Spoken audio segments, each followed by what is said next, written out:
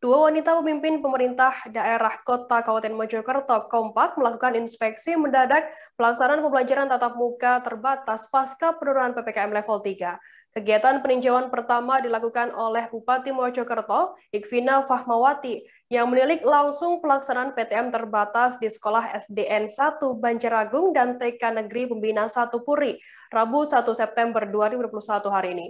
Dalam kegiatan sidak tersebut, Bupati Ikvina sekaligus Ketua Satgas COVID-19 Kabupaten Mojokerto juga memastikan pelaksanaan PTM di masing-masing lembaga pendidikan sudah memenuhi protokol kesehatan secara ketat.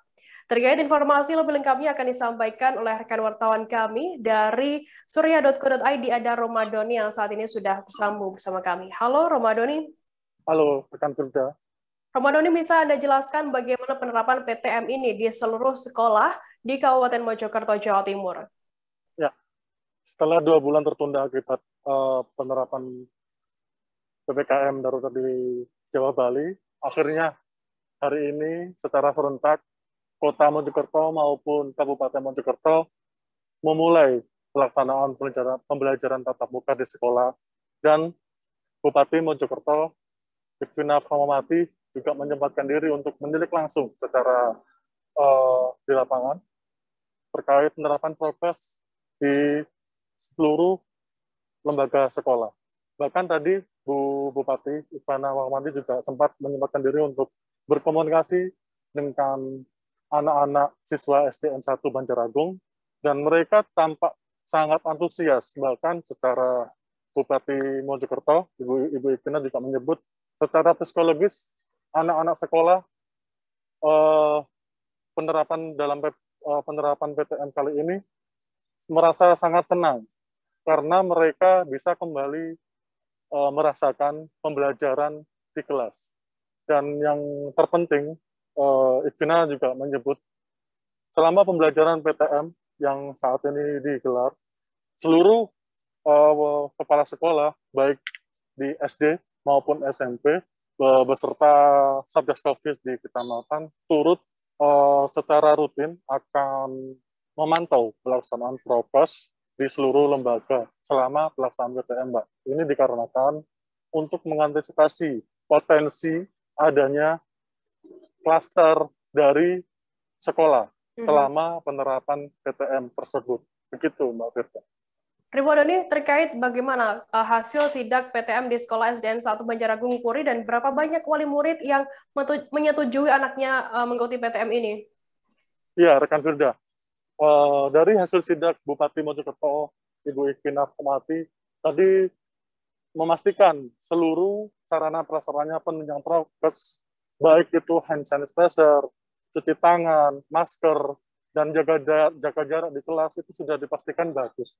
Dan ini sudah diterapkan oleh seluruh lembaga sekolah, khususnya dan terutama sekolah pendidikan dasar atau di PAUD, di SD dan di SMP, Mbak. Dan saat ini temuan-temuan itu juga dilaporkan secara berkala setiap hari oleh pihak Dingdik kepada Ibu Bupati terkait pelaksanaan prokes di seluruh sekolah di Kabupaten Mojokerto. Karena ini sebagai bagian dari tugas dari tim Satgas COVID untuk benar-benar memantau kasus-kasus COVID terutama yang ada di sekolah. Karena ini untuk mengantisipasi adanya tadi, Mbak, adanya klaster sekolah saat penerapan PPM tersebut. Begitu, Mbak. Kemudian Romadoni, bagaimana untuk penanganan Satgas COVID-19 apabila nantinya menemukan adanya klaster sekolah saat PTM ini berlangsung? Siap.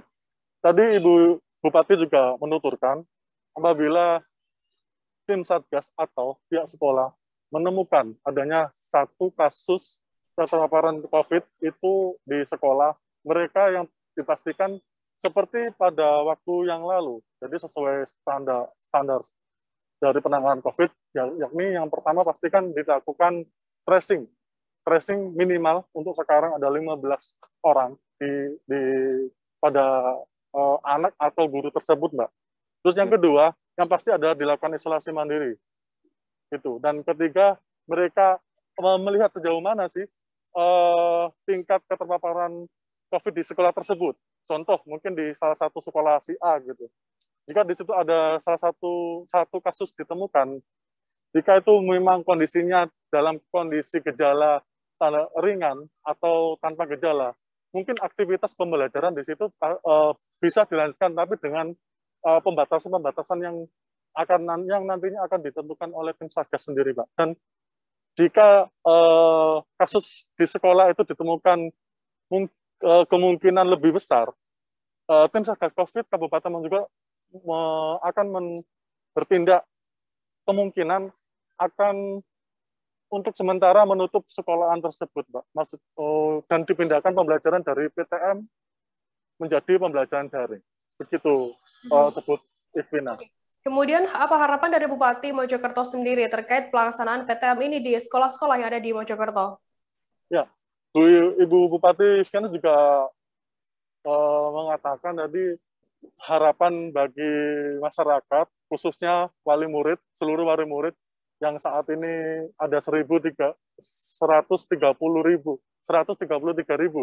di seluruh Kabupaten Mojokerto, dan para guru untuk sangat menjaga prokes bagi anak-anaknya, karena anak-anak yang kelas 1, apalagi yang masih ke sekolah dasar ini sangat masih belum paham gitu, Mbak, untuk memakai masker. Jadi ini adalah kewajiban bagi wali murid dan guru untuk mengingatkan selalu para siswa menggunakan masker saat berada di kelas. Dan jika semuanya ini dilakukan, PTM berjalan, prokes juga dilakukan secara ketat, harapannya PTM di sekolah bisa diterapkan selamanya gitu, Mbak. Jadi walaupun dalam kondisi pandemi, PTM bisa terus berlanjut di sekolah-sekolah tersebut sesuai dengan harapan-harapan dari masyarakat, tentunya para orang tua yang sudah mengizinkan anak-anaknya untuk mengikuti pembelajaran di sekolah. Karena mereka menilai pembelajaran di sekolah itu jauh lebih efektif daripada pembelajaran PJJ atau pembelajaran secara daring. Begitu, Pak. Kemudian saya tambahkan lagi, dari 1.033.000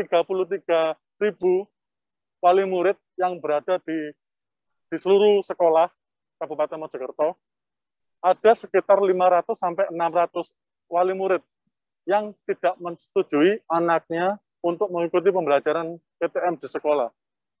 Kebanyakan mereka beralasan karena kondisinya masih pandemi. Namun pihak Dindik Kabupaten Mojokerto memastikan dari 133.000 itu hanya 500 sampai 600 orang yang tidak setuju, hanya persentasenya hanya 1%. Sehingga pembelajaran PTM di Kabupaten Mojokerto terus bisa berjalan. Begitu rekan Firda. Baik, Tribuners, tadi jurnalis kami juga melakukan wawancara dengan Bupati Mojokerto Ivina Fahmawati dan juga Wali Kota Mojokerto Ika Puspitasari. Berikut liputannya untuk Anda. Proses pembatasannya ini juga akan ada kelonggaran seperti halnya PTM.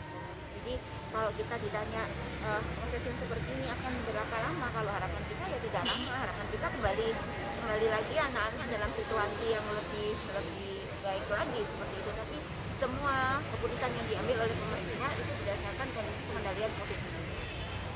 Orang tuanya mengizinkan, hanya saja karena harus ada pembatasan, sehingga kan 50% hari ini yang masuk, sehingga 50% sisanya tetap belajar secara daring.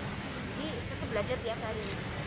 Jadi secara daring, cuman gilirannya besok yang daring itu masuk, sedangkan yang hari ini masuk besok daring. Seperti itu.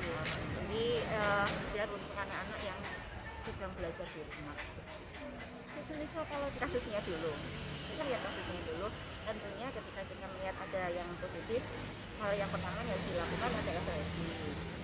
Dengan jadi tracing semua yang kontak dengan yang positif ini tadi. Pendidik yang ada di Kota Mojokerto. Untuk yang kedua kalinya, saya ingin memberi challenge agar lebih inovatif dan kreatif untuk lomba membuat modul atau video pembelajaran yang kreatif yang sudah pernah saya lakukan di tahun 2020 dan ini di tahun 2021 di tahun ajaran mengadakan kembali karena saya tahu ini tenaga pendidik menjadi lebih termotivasi, lebih bersemangat untuk mengeluarkan mengeluarkan kreativitasnya, inovasinya, bagaimana cara mengajar yang lebih efektif, mudah dipahami oleh anak-anak dengan blended learning yang memang perubahan dari metode konvensional ini juga membutuhkan penyesuaian. Terima kasih sudah nonton. Jangan lupa like, subscribe, dan share ya.